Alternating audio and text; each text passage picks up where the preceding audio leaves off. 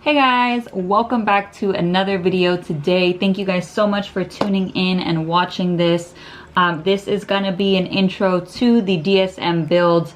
Not personally mine, it is my cousin's. Just to clarify, it is not my Eclipse, it is my cousin's and I am fixing it for him. I will go more into depth when the video comes along. I just wanted to do this intro really quick. Thank all of you guys for being here, along with, if you guys aren't following or subscribed, please do so on Instagram and on YouTube, because there's going to be so much more to come when it comes to the Evo and other builds that you guys probably aren't going to want to miss out on this.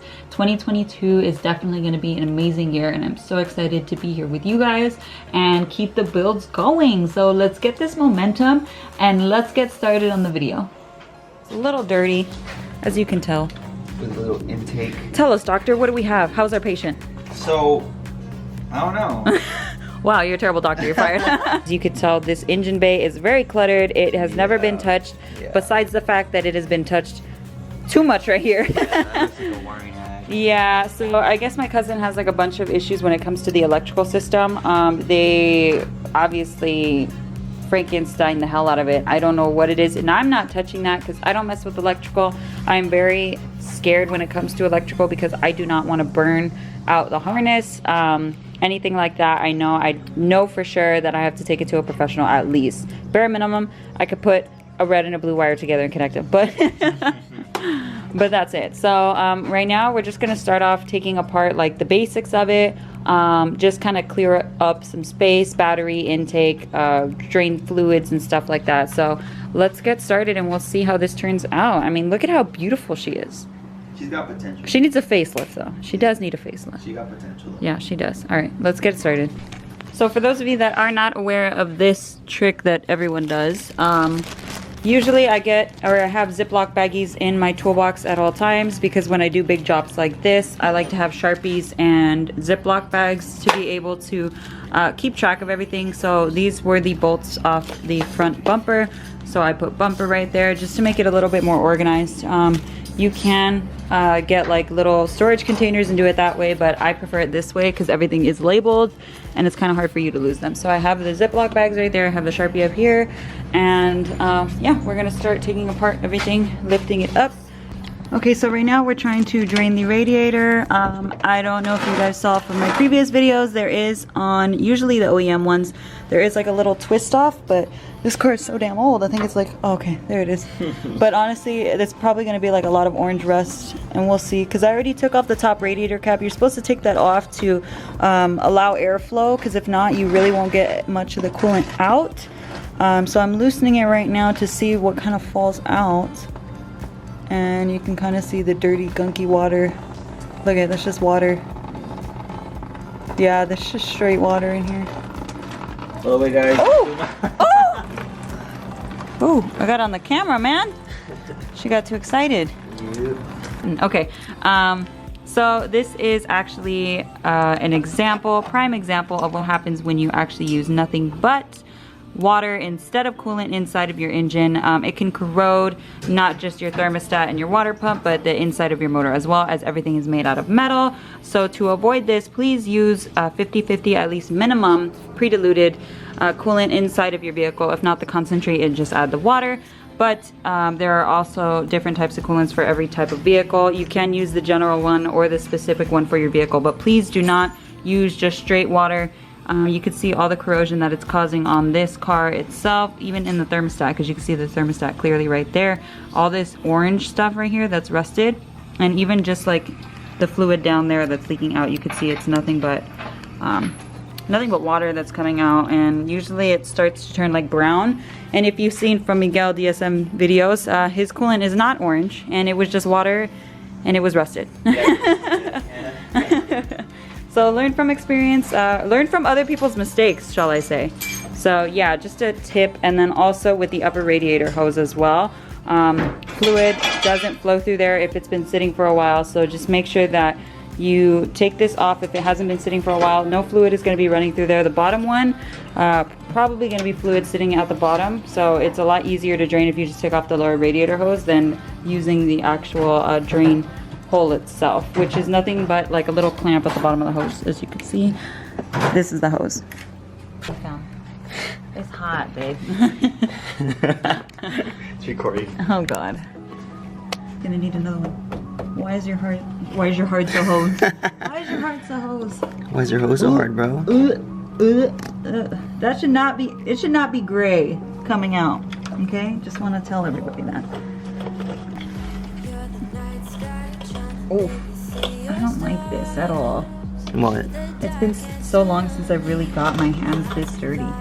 I feel like. They're not even that dirty, homie. No, like, it's just like this car, just like everything is dirty on it, you know? Like, even the coolant. Like, I don't mind getting coolant on myself, but this is not coolant. I don't know what's in there. It's like a goo. Oh,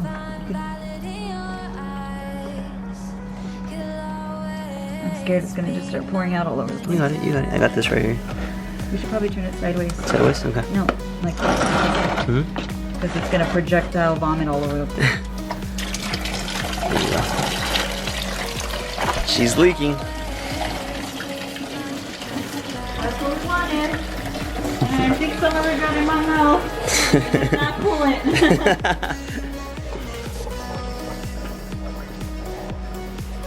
Oh, it's an AEM intake. Wow, it literally says AEM. Yeah. What a thought. Wanted to show you guys. I know this might sound repetitive, but this is the lower radiator hose. The connector is metal, and as you can see, it is from right here chipping off. The metal is literally falling apart. You can see there.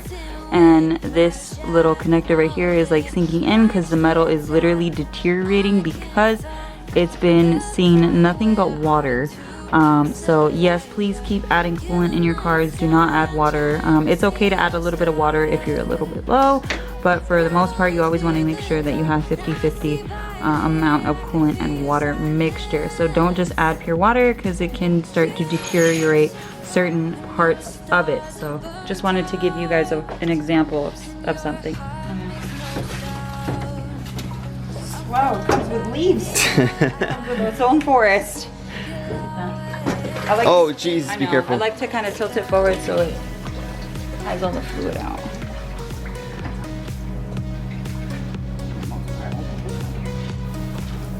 Cool, we got more space now. So we have Miguel removing the battery tray, which is a bunch of 12mm bolts. It's kind of obvious. There's one right there, right there, right there, right there, right there. Yeah, this will give us access to the transmission mount later. Yes, and then I am taking apart the cruise control unit. This is a cover which has nothing but 10mm bolts. Shout out to Miguel for being kind of like my Mitsubishi owner's manual. And so I'm going to be taking this apart right now.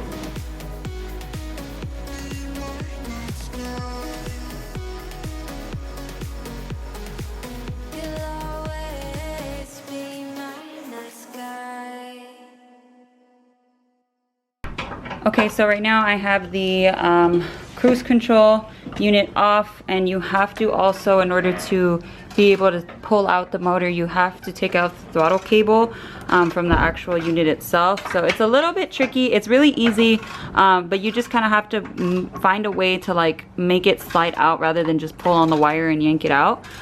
So we were able to do that, and now I'm just disconnecting the ground, the main ground from the motor off the actual firewall. And then Miguel, what you doing? Front cross member. Got it. Yep, he's doing that. And also, I don't know how many of you watch my other videos, but like I said before, I like to do this trick where I kind of basically just put all the bolts back, just a little bit threaded in, back where they actually belong, so I don't lose them. Miguel likes to do the baggy way and label everything, so he remembers exactly what you need to put back. It kind of works both ways, especially if there's not a place for you to actually put the bolts back, like some of the, you know, front bumper bolts or whatever. So you can baggy those, but I like to put everything back on the firewall or wherever it threads back onto, like even for the cover itself for the cruise control. So yeah, we actually have a special delivery. What we got in here? Yeah, it's a junkathon. Hello. You're famous now. So we have the engine hoist here that we're going to be utilizing when we actually pull the motor. So that's going to be a big help. Shout out to my dad, my favorite dad in the whole entire world.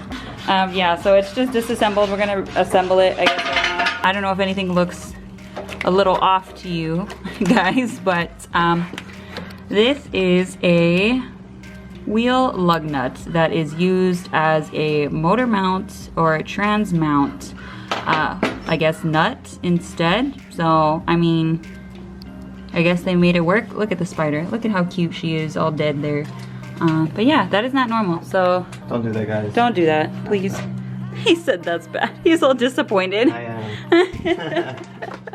So this is definitely going to be a two-part video. It is way too long to just shove into one video, and I want to get as much information across to you guys for those of you that are actually interested in the tips and tricks that I teach along the way. I'm super excited for this journey on the DSM. It has been amazing so far, and I can't wait for you guys to see the rest of it. But in the meantime, like I said, don't forget, like, comment, subscribe, all that good stuff, and stay tuned for the next video. Thank you guys so much for watching. I appreciate you guys. I hope you guys have a great rest of your week. Don't forget, stay motivated, keep creating. Love you guys. Thank you so much. Bye.